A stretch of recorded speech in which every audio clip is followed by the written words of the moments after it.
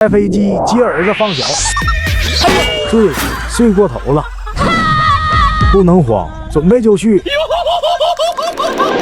从小爸爸打电话说，帮我把孩子带楼下，咱快去前头迎迎他。哟，看见我儿子了。刘胜轩，我来了！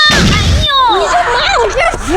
哎呀，对不起了，我今天活干太多了，一不小心累睡着了。妈妈，好了，别生气了。是。妈，你怎么跑屎上来了？啥？没事，快走吧，我给你做了你最喜欢吃的咖喱鸡肉饭。